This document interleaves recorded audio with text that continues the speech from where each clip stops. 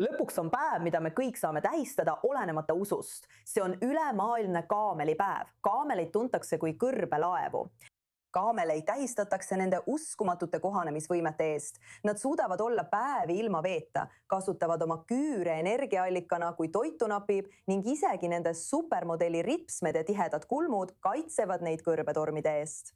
Selle väga tähtsa päeva puhul on Saudi Araabias asuv kuningas Abdullahi teaduse ja tehnoloogia ülikool tutvustanud uut tehisintellektil põhinevat droonisüsteemi, mis suudab õhust kaameleid tuvastada ja jälgida. Eesmärk on aidata kasvatajatel oma karju tõhusamalt jälgida, vähendada kulusid ning säilitada üht kuningriigi kõige ikoonilisemat kultuurilise identiteedi sümbolit. Et sellest rohkem rääkida, on meiega liitunud nüüd Valeri Crenshaw, Põhja-Ameerika kaamelikasvatajate ühingu peasekretär.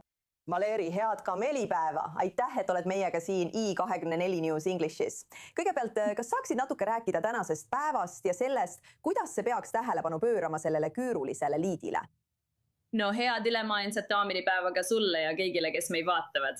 Meil on tunne, et iga päev on kodus nagu ülemaailmne kaamelipäev, aga meil on hea meel, et täna tähistavad kõik koos meiega. See on püha, mis sai alguse 2009. aastal ehk siis 15 aastat tagasi ühe professori, teadlase ja kaamelihuvilise Dr. Rojitski poolt. Ta on pärit Pakistanist ja töötab praegu Araabia Ühendemiraatides. Ja ta arvas, et meil on vaja päeva, mil saame tõeliselt väärtustada seda, mida kaamelid on teinud kultuuride, tööstuse ja teaduse jaoks. Ja seetõttu valistas selle päeva, sest see on põhjapoolkeral üks kuumemaid, raskemaid ja pikemaid päevi. Ja ta ütles, et just need päevad sobivad suurepäraselt näitamaks, kui imeliselt kaamelid suudavad oma kliimaga kohaneda. Nii et see ongi meie päev. Me oleme sisuliselt aasta keskel ja tähistame kaameleid üle kogu maailma. Mulle meeldib seda näha ja sul on täiesti õigus. Me näeme neid siin Lähis-Idas oma silmaga, kui hästi nad nendele kliimatingimustele kohanevad. Selle uue tehnoloogiaga, mille Saudi Araabia avalikustas, kuidas see saab aidata kaamelikarjuseid, mis on praegu peamine väljakutse kasvatajatele ja karjastele, kui räägime kaamelitest. Ma arvan, et väljakutseid on palju ja ilmselgelt sõltub see sinu piirkonnast, kultuurist ja sellest, kuidas sa kaameleid kasutad. Aga see tehnoloogia kiitus ülikoolile ja nendele teadlastele, kes hoiavad kaamelitel silma peal ja aitavad meil seda tööstust kogu maailmas edasi arendada.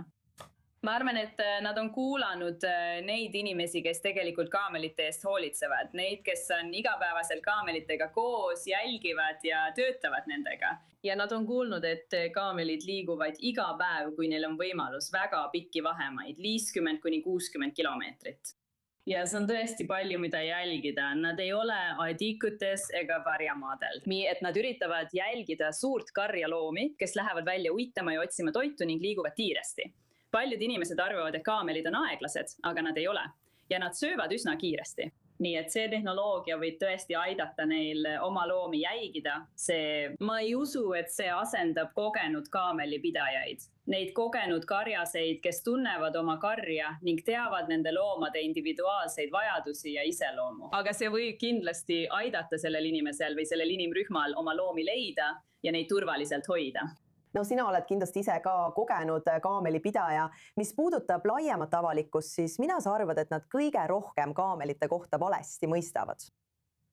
Ma arvan, et sa juba alustasid selle mõttega, kas sa tead, kui kohanemisvõimelised nad on. Seal, kus mina elan, on 4 aasta aega. Ja inimesed ei mõista, et dromedar, keda nad peavad kõrbeelanikuks, suudab tegelikult ellu jääda ka lumes, tuules ja vihmas. Ma arvan, et see, kui kohanemisvõimelised kaamelid tegelikult on ja kuidas nad suudavad nii äärmuslikes tingimustes hakkama saada ja tavainimesele sageli arusaamatuks.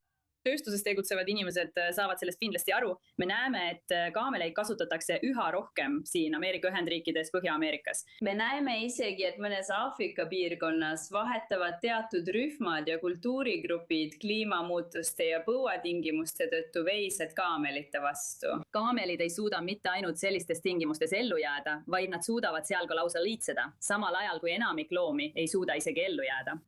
Uskumatu on näha, milleks need loomad võimelised on. Valeri Crenshaw, head maailma kaamelipäeva. Aitäh, et olite meiega i24 News English kanalil ja valgustasite meie vaatajaid nende liikide olulisuse kohta. Hindame väga, et olite siin koos meiega. Suur aitäh, head maailma kaamelipäeva!